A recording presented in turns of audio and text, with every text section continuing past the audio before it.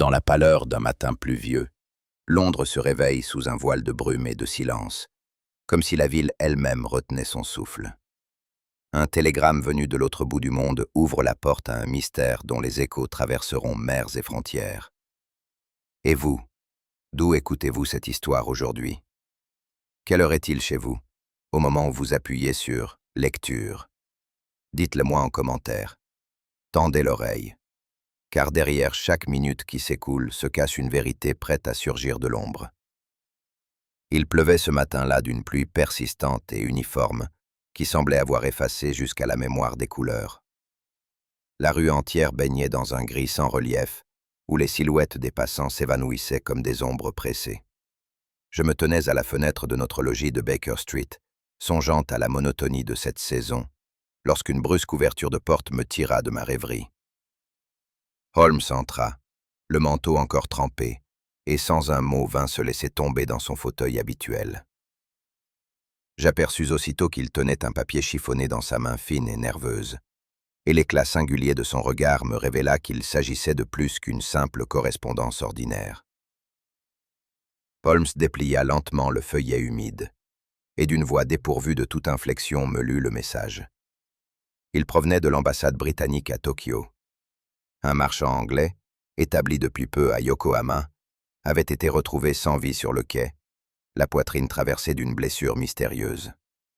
Les autorités locales, soucieuses d'éviter un scandale, demandaient instamment la présence du détective de Baker Street, dont la réputation avait franchi les mers. Je ne pus retenir un mouvement d'étonnement devant l'audace de cette requête venue de si loin, et je crus voir, malgré son impassibilité, un éclat presque imperceptible traverser le regard de mon compagnon. Je dois avouer que l'idée même d'un tel voyage éveilla en moi des sentiments contraires. L'appel de contrées lointaines, dont les noms eux-mêmes résonnaient comme des promesses d'aventure, compassionnelles, point d'émotion. Holmes s'attachait à l'essentiel, aux détails pratiques, à ce que recelait l'ombre des mots. Un marchand, dites-vous? Mais quel marchand risquerait sa vie pour des cargaisons de soie ou de thé, si ce n'est que sa marchandise n'était point celle qu'il prétendait? Je restais frappé par le détachement glacé de mon ami, dont l'esprit travaillait déjà à dénouer les fils d'une intrigue dont je ne voyais encore que la surface. Ce ne fut toutefois ni la dépêche ni ses circonvolutions qui achevèrent de me convaincre de la gravité de l'affaire, mais l'étrange objet que Holmes sortit d'une petite enveloppe jointe au message. Il s'agissait d'une montre gousset, lourde, dont l'acier portait encore la morsure du sel et les traces d'un long voyage maritime. Les initiales gravées sur le couvercle correspondaient au nom du défunt. Holmes la fit teinter dans le silence. Le mécanisme brisé s'était arrêté sur une heure précise. Je sentis alors, plus vivement que jamais, que cette montre tachée d'embrun n'était pas seulement une relique funèbre, mais la première pièce d'un échiquier dont nous ignorions encore la forme. Holmes, sans un mot, glissa l'objet dans sa poche, comme si le mystère tout entier se concentrait désormais dans ce tic-tac suspendu. Il y a dans le départ d'un grand navire une gravité qui émeut même les cœurs les plus endurcis. Ce matin-là, le froid piquant de Londres enveloppait les quais, et chaque sifflement de vapeur résonnait comme l'annonce d'un exil. Lorsque le paquebot s'ébranla, je sentis avec un pincement difficile à dissimuler que nous arrachions à la terre familière une part de nous-mêmes.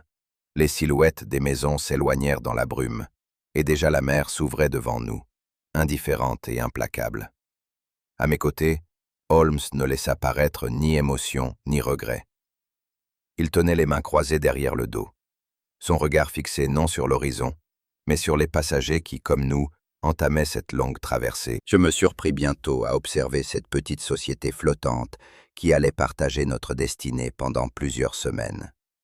Il y avait des familles d'expatriés, des hommes d'affaires nerveux, quelques militaires, et un ecclésiastique qui paraissait absorbé dans ses lectures.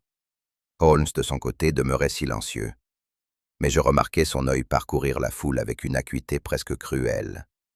Il ne voyait pas des voyageurs, mais une collection de détails. La main tachée d'encre de l'un, la démarche mal assurée de l'autre, la nervosité excessive d'un troisième qui tripurait sans cesse sa montre. Chaque signe, si infime fût-il, semblait s'ajouter à l'inventaire secret qu'il dressait dans son esprit, comme un peintre qui prépare, coup de crayon après coup de crayon, une esquisse dont nul autre ne devine la forme. Un soir, alors que nous traversions un couloir étroit menant au pont arrière, Holmes me fit signe de ralentir.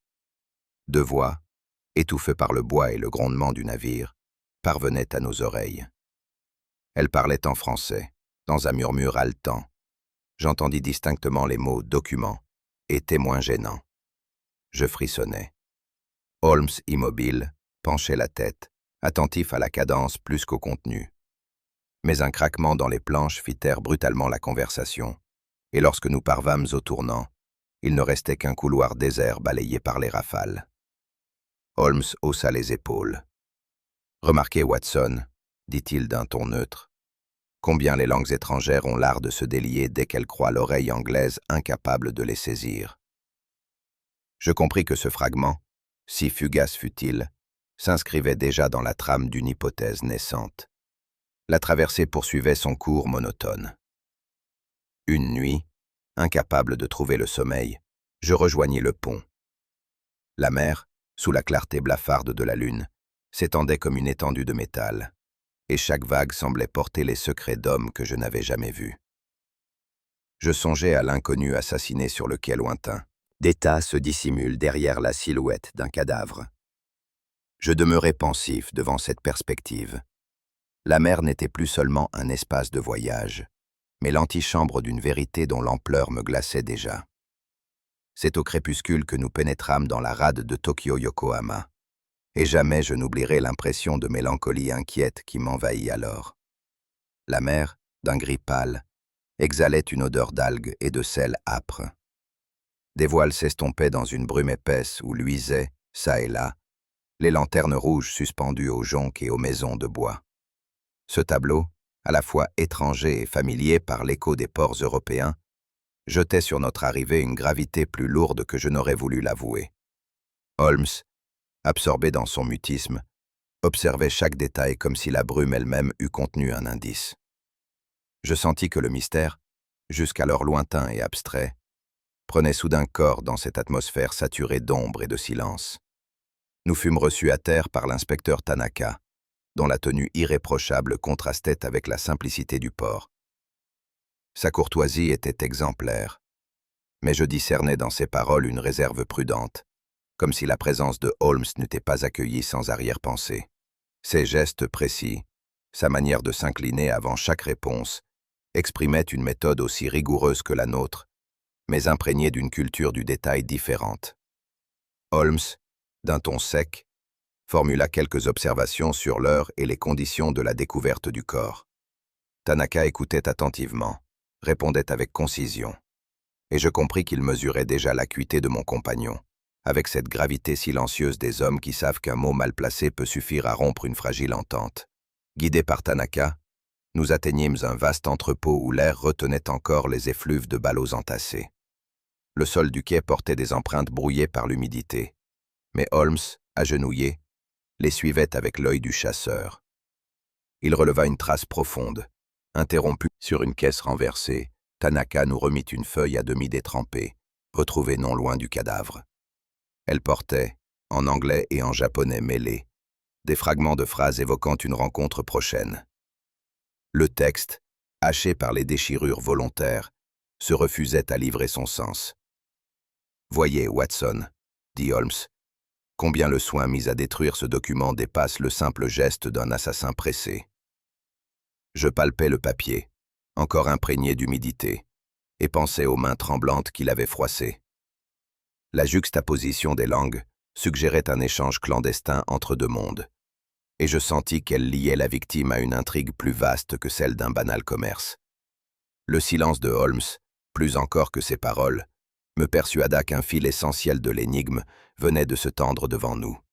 Holmes tenait la montre arrêtée dans le creux de sa main, comme si ce mécanisme muet recelait à lui seul le secret du crime.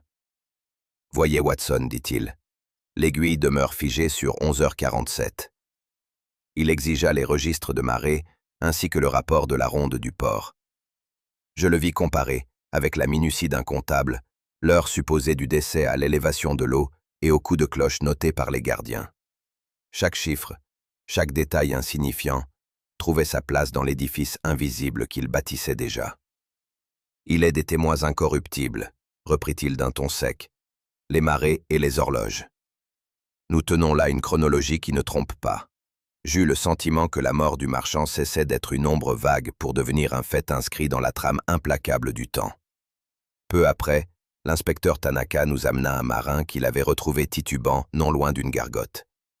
Ses yeux rougis et l'odeur âcre de saké trahissaient une nuit passée à se noyer dans l'alcool.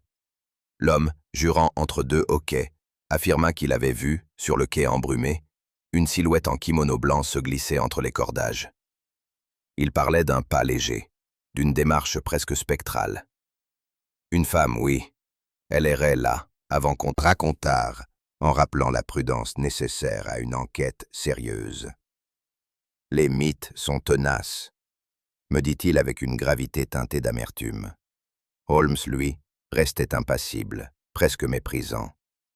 Plus le mensonge est pittoresque, observa-t-il, plus il attire les foules. Et c'est précisément pour cela qu'il doit être rejeté d'emblée. La vérité, Watson, est rarement vêtue d'un kimono brodé. Ces paroles, à la fois sèches et ironiques, réduisirent en poussière l'élégance trompeuse de la rumeur. Alors que nous inspectons de nouveau le quai, Holmes s'arrêta soudain près d'un amas de cordages. Il m'indiqua un nœud dont la forme, subtilement déviée des usages ordinaires, révélait une main familière de techniques étrangères à la marine britannique. Plus loin, il dégagea d'une latte brisée quelques fils de soie, trop fins pour provenir des ballots transportés. Enfin, au bord d'une caisse, une goutte d'encre rouge presque sèche marquait la surface comme une empreinte volontaire. Je demeurai interdit devant ces indices épars, trop ténus pour former un tableau cohérent. Holmes penché, murmura simplement. Ce sont là des détails qui refusent encore de parler, mais qui parleront en temps voulu. Et dans le silence de sa voix, je perçus la promesse que l'énigme ne faisait que commencer. Nous fûmes introduits dans le cabinet de l'ambassadeur britannique, homme d'âge mûr dont la dignité compassée trahissait à la fois la charge et le fardeau de sa fonction. Après les formules d'usage, il nous confia, non sans une gravité étudiée, que le défunt n'était pas un simple négociant en soi, mais le porteur discret d'un projet de traité commercial destiné à Londres. Ce document, ajouta-t-il, devait demeurer ignoré de tous, tant son existence même risquait de soulever des jalousies et des contestations. Tandis qu'il parlait, je sentis combien l'affaire se détachait désormais du registre criminel pour s'inscrire dans l'arène plus vaste et plus sombre des rivalités diplomatiques. Holmes, silencieux, l'ambassadeur fit ensuite apporter une sacoche de cuir brun dont les scellés officiels avaient été vérifiés. L'inventaire en fut lu à voix haute. Lettres, chiffres, documents préparatoires. Mais une pièce, pourtant mentionnée dans les notes de transmission, manquait à l'appel. L'ambassadeur, se raclant la gorge, expliqua que cette absence pouvait provenir d'une erreur de copie ou d'un oubli lors de la remise. Je perçus dans son ton une prudence trop apprêtée, comme si ses précautions cherchaient moins à nous éclairer qu'à nous détourner. Holmes, d'un sourire imperceptible, souffla. Une omission répétée n'est jamais un oubli, mais une volonté. À ce moment, le premier secrétaire intervint, homme mince, au visage figé dans une expression de courtoisie forcée. Il rectifia son supérieur sur de menues questions d'horaire. L'heure d'arrivée du courrier, celle de la remise des clés du coffre, la signature du registre. Ces précisions, au lieu de dissiper le doute, avaient l'effet inverse, tant elles semblaient réglées avec une exactitude destinée à écarter tout soupçon. Holmes l'écoutait avec une attention glaciale, et je devinais que ces minuties, si insignifiantes pour un profane, prenaient pour lui l'allure d'une mise en scène maladroite. Je sentis pour la première fois qu'une ombre sourde pesait sur le consulat lui-même. Plus tard, nous fûmes conduits dans une pièce obscure, aux rideaux tirés, où Holmes, d'un geste calme, étala sur une table la montre gousset arrêtée et la lettre déchirée. Il les examina longuement à la loupe, sans un mot, tandis que je retenais ma respiration, certain qu'il percevait là des indices échappant à mes sens. Ses yeux, concentrés sur les détails invisibles, s'emplissaient d'une lumière intérieure qui contrastait avec la pénombre environnante. Enfin, Il reposa les objets et demeura pensif, les doigts joints, comme s'il prenait la mesure d'un mensonge trop habile pour être exprimé à haute voix. Ce silence pesait plus lourd que le discours le mieux construit. Holmes, assis devant la table encombrée de registres, une trace d'encre d'un noir légèrement violacé, nuance étrangère aux fournitures du consulat.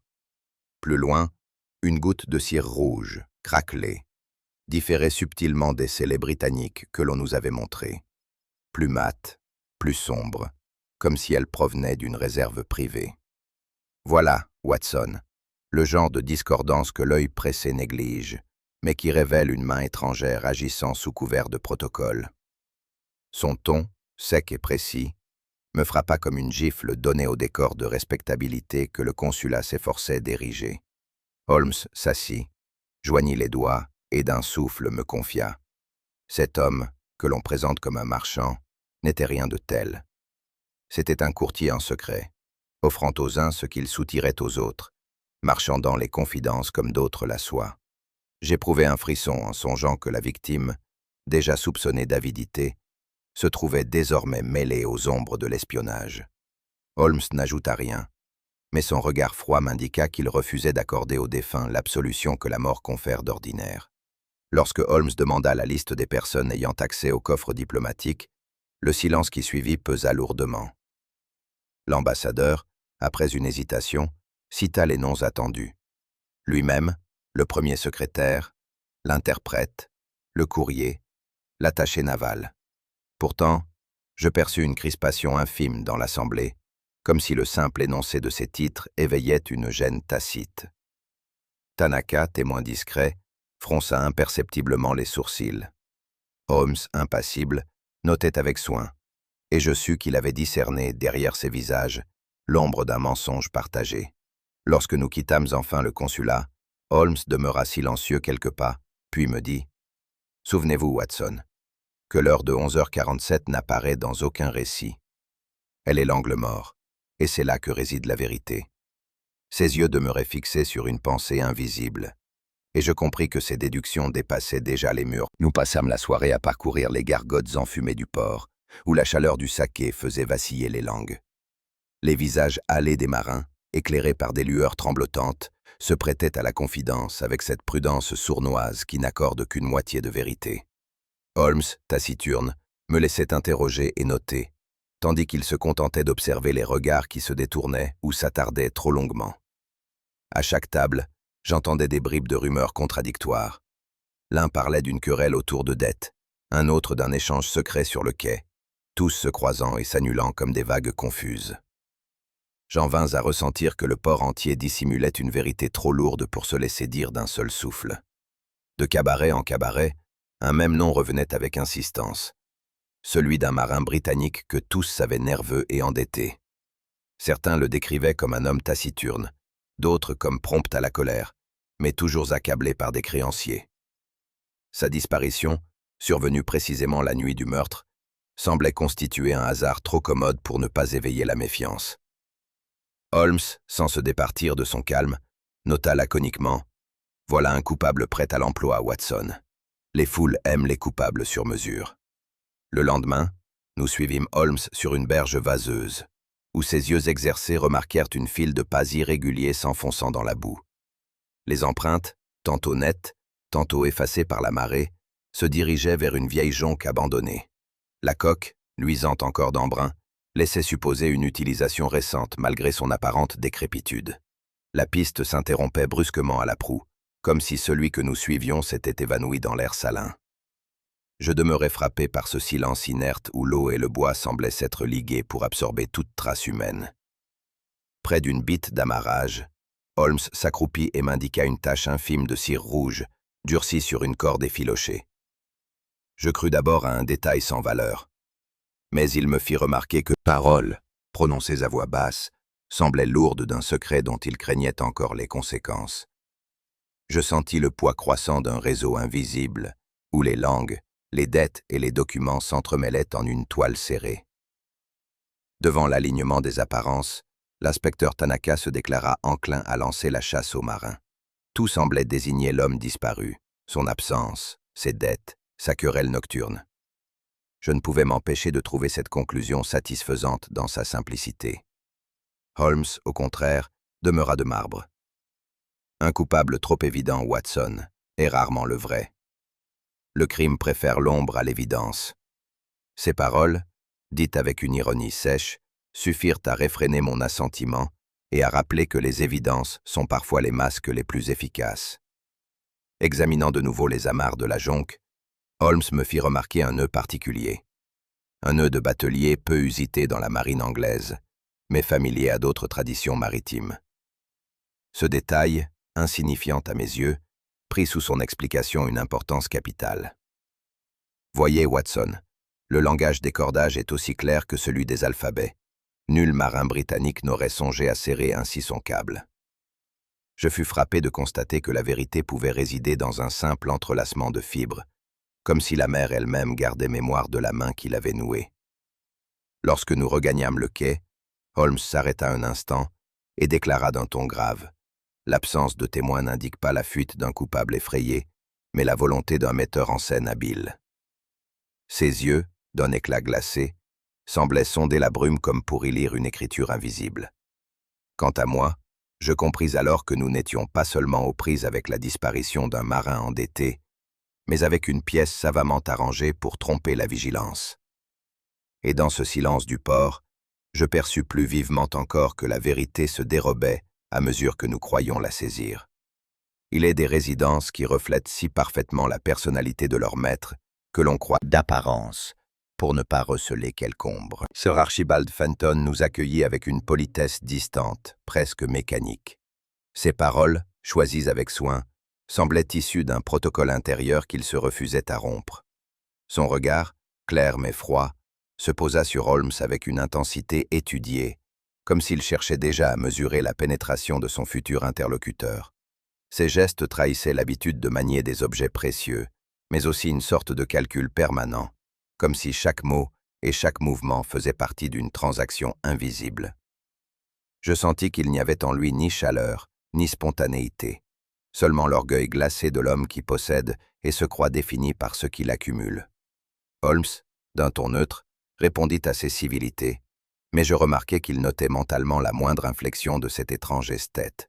La conversation s'engagea bientôt sur l'affaire qui nous occupait. J'évoquai le marchand assassiné, et Fenton, dans un sourire presque imperceptible, laissa échapper une remarque chargée d'ironie glacée. Ces mots, tout en demeurant polis, exprimaient un mépris profond pour le défunt, qu'il qualifia d'homme, trop empressé à vendre ce qui ne lui appartenait pas.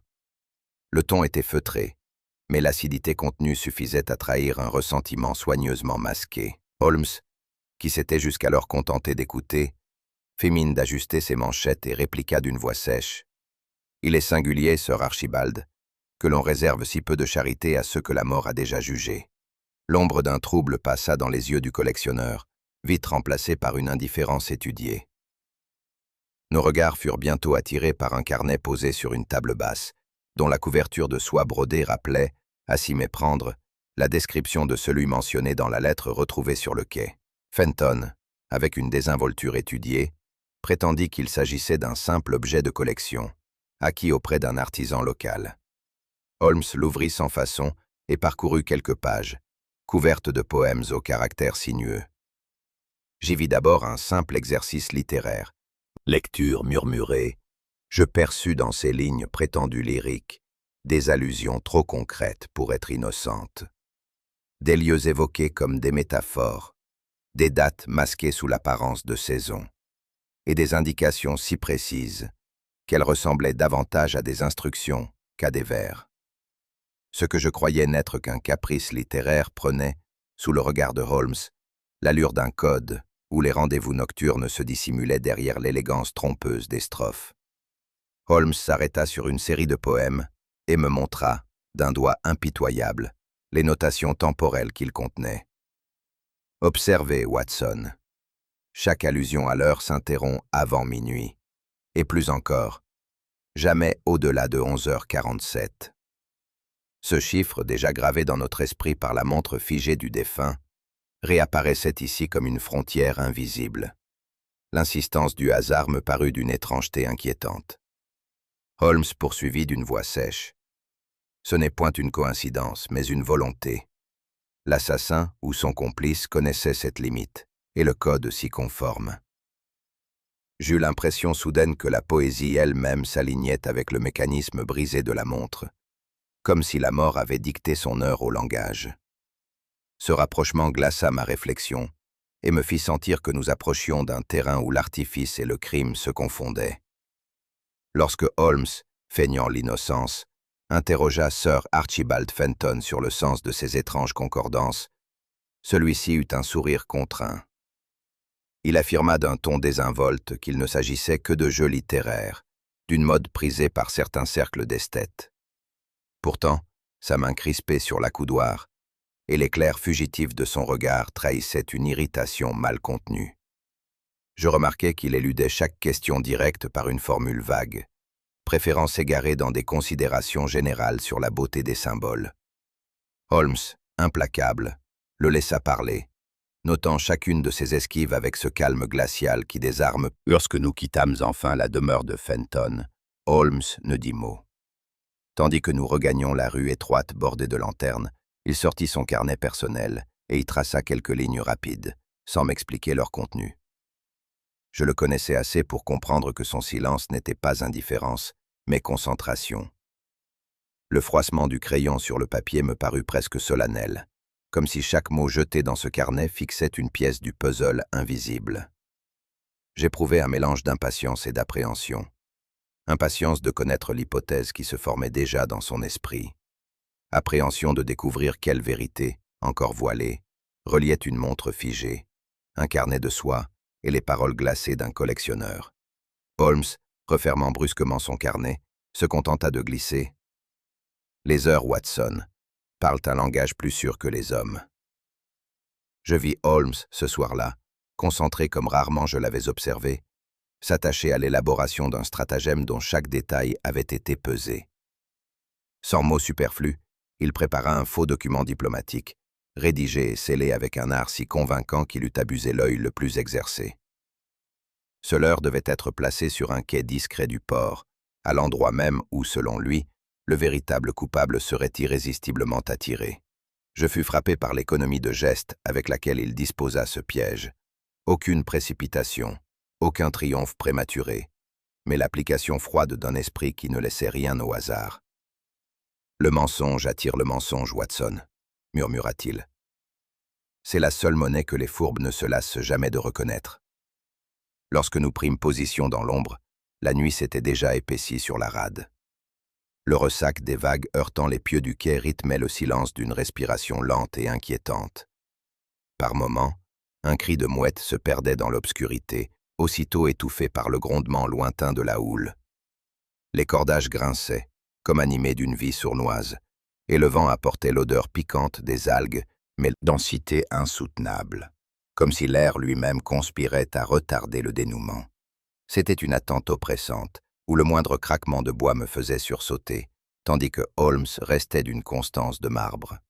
Enfin, après ce qui me parut une éternité, une silhouette s'avança, hésitante, depuis les ténèbres du quai. Je crus d'abord distinguer la démarche incertaine du marin disparu que nous guettions, et mon cœur se serra dans l'anticipation. Mais la forme était plus fine, plus souple, enveloppée d'un manteau sombre qui tranchait avec la carrure massive que j'avais imaginée. L'ombre se rapprocha lentement du document piégé, chaque pas résonnant comme une énigme de plus. Holmes, d'un geste imperceptible, m'intima de garder le silence, et je sentis que nous allions être témoins d'une révélation inattendue. Un rayon de lune, perçant la brume, vint éclairer fugitivement le visage de l'intrigueuse. À ma stupeur, je reconnus les traits de Lady Margaret Hensley, l'épouse du défunt marchand. Elle paraissait bouleversée, ses yeux cherchant autour d'elle une issue invisible. Comment expliquer sa présence à Tokyo, alors qu'on la croyait demeurer en Angleterre? La surprise fut telle que j'en oubliai un instant la scène elle-même. Holmes, au contraire, demeura glacé et fit un pas en avant. « Voilà, Watson, » dit-il à voix basse, la pièce qui manquait à l'échiquier. Lady Margaret, figée sous son regard, laissa échapper une brève protestation. Elle reconnaissait avoir suivi son mari en secret, mais jurait avec une véhémence contenue qu'elle n'avait pas versé son sang. Je compris alors que ce piège, loin de clore l'énigme, ne faisait que l'épaissir. Sous l'œil fixe de Holmes, Lady Margaret sembla céder à une contrainte muette qui pesait sur elle plus que n'importe quel reproche. Sa voix, tremblante d'abord, se raffermit à mesure qu'elle confia qu'elle avait suivi son mari en secret depuis l'Angleterre, incapable de supporter ses absences prolongées et les soupçons qui, disait-elle, rongeaient leur union. Elle l'avait rejointe à Tokyo. À mesure qu'elle parlait, un mélange saisissant de peur, de colère et de dignité transparaissait. La peur, dans ces silences soudains, trahissait une âme traquée. La colère, dans certains éclats de voix, semblait viser autant le défunt que ceux qui l'accusaient. Et la dignité, enfin, l'empêchait de s'abaisser à la supplication. Je me trouvais partagé entre compassion et soupçon, car elle paraissait à la fois victime d'un complot trop vaste pour elle et complice d'une machination dont nous ignorions encore les contours. Je surpris mon propre esprit vacillant, incapable de décider si cette femme fragile dissimulait une force criminelle ou si, au contraire, elle subissait la cruauté d'un filet qui l'avait entraînée malgré elle.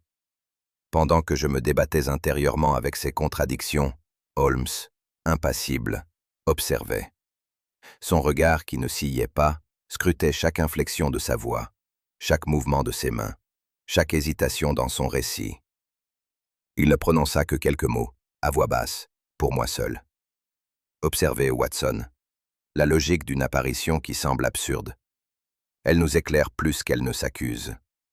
Je compris alors qu'il discernait, sous ce qui me paraissait confusion, un fil de cohérence que lui seul savait déjà suivre. Son silence m'impressionna plus que n'importe quelle accusation, et je sentis que pour lui, Lady Margaret n'était pas l'énigme entière, mais une clé nouvelle vers la vérité qui se profilait. Je n'oublierai jamais l'impression étrange que produisit cette assemblée dans la salle sévère du consulat.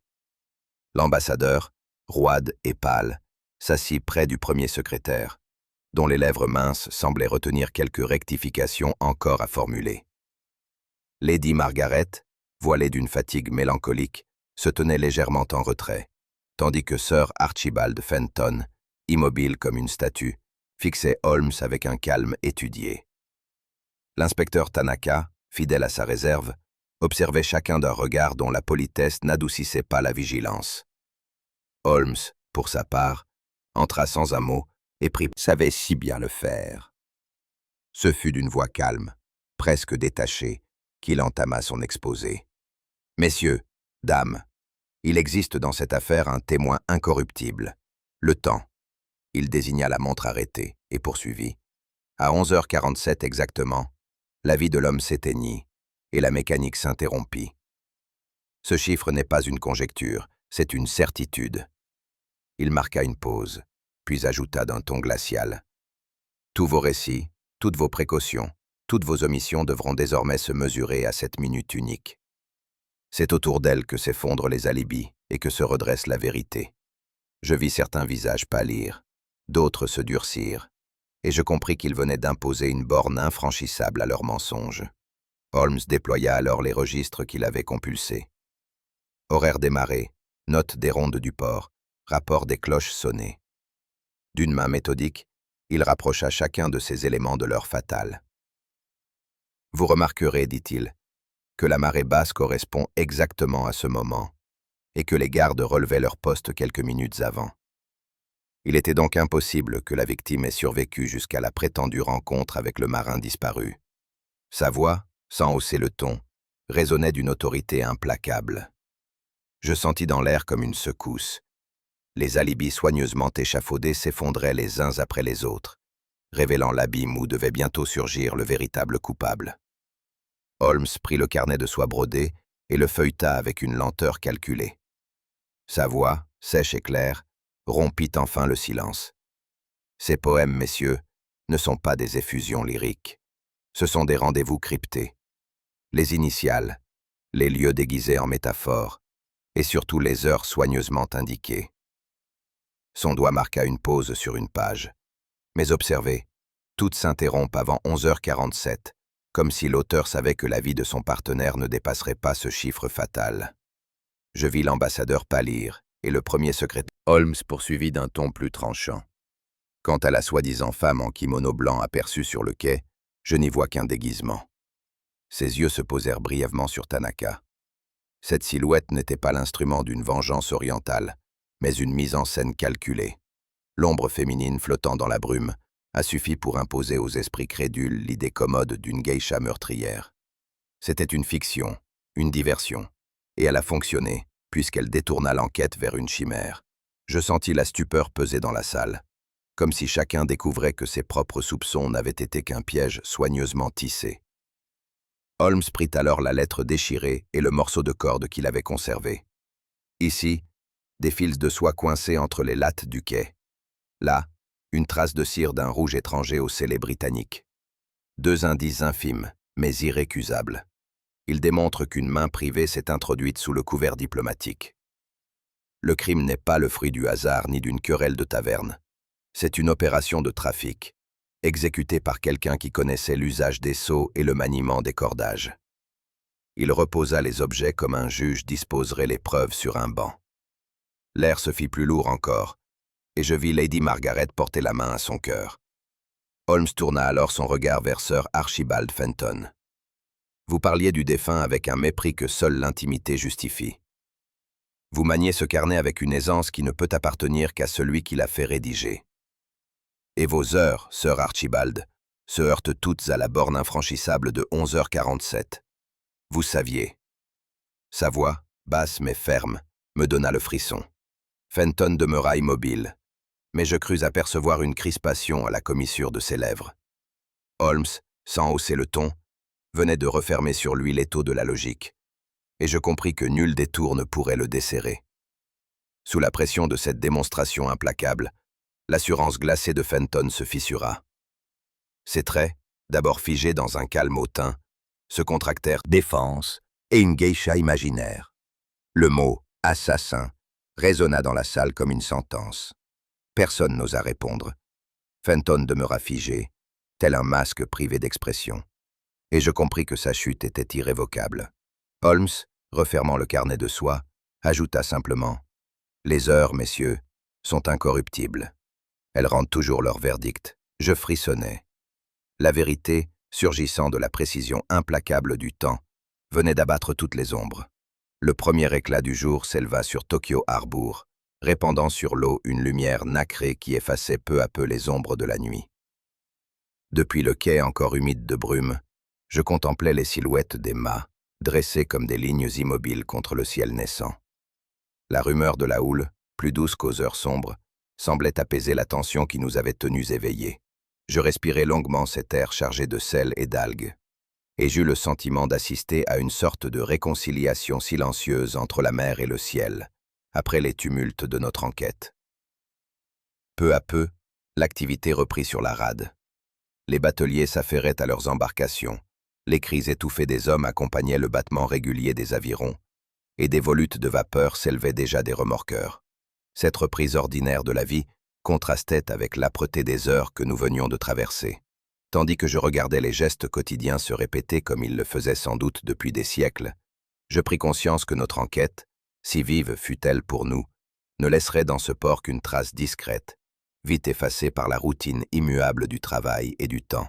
L'inspecteur Tanaka nous rejoignit alors. Sa salutation, sobre et mesurée, trahissait cependant une chaleur qu'il contenait par dignité. Il remercia Holmes avec cette politesse retenue que seuls les hommes de devoir savent exprimer. Et Holmes répondit d'un simple signe de tête, sans emphase. Entre eux, je sentis naître une reconnaissance muette, celle que les épreuves partageaient scellent plus solidement que les paroles. Quant à moi, dans une pièce retirée du consulat, je remis à Lady Margaret la montre Gousset, vestige de son mari. Elle la prit d'une main tremblante, et en refermant ses doigts sur le métal froid, un frisson la parcourut. Ce bref tressaillement, que je ne fus pas seul à percevoir, révéla à la fois le deuil qui l'écrasait, le soulagement d'être disculpé, et l'irrévocable souvenir de cette minute arrêtée, 11h47, qui demeurerait pour elle l'instant figé d'une vie brisée. Je détournai les yeux, éprouvant cette pudeur qui saisit devant la douleur d'autrui. De retour sur le quai balayé par le vent, Holmes parla d'une voix basse, presque méditative. Voyez Watson, comme les accords des nations si soigneusement rédigés, se trouvent menacés par les passions humaines. L'avidité, l'orgueil, la jalousie. Voilà les véritables forces qui troublent les traités. Ces mots résonnèrent en moi avec une gravité nouvelle. Je compris que, pour lui, cette affaire dépassait le crime individuel. Elle révélait la fragilité des pactes humains, toujours vulnérables devant les ruses du pouvoir et les faiblesses du cœur. Nous apprîmes dans les heures qui suivirent que les documents subtilisés avaient été récupérés et placés sous la plus stricte garde. Le consulat, pourtant, demeurait marqué d'un embarras profond. Ses murs avaient abrité trop de demi-mensonges et de prudences complices pour retrouver aisément leur éclat. Quant à Fenton, sa chute, brutale et irrévocable, ne réparait en rien les dommages infligés, ni les soupçons jetés sur tant d'innocents. Je mesurais alors combien la vérité, si nécessaire soit-elle, ne rend jamais intact ce qu'un mensonge a blessé. Lorsque vint l'heure de préparer notre départ, je contemplais une dernière fois la rade. Je songeais que les ports, lieux de passage et de secret, conservent dans leur silence la mémoire des intrigues des nations. Et je me surpris à penser que cette minute arrêtée, 11h47, continuerait de peser comme une nuit sur plus d'une âme, bien au-delà de la baie de Tokyo. Car le temps d'un crime, une goûte aux secrets enfouis. Et abonnez-vous pour ne manquer aucune nouvelle énigme.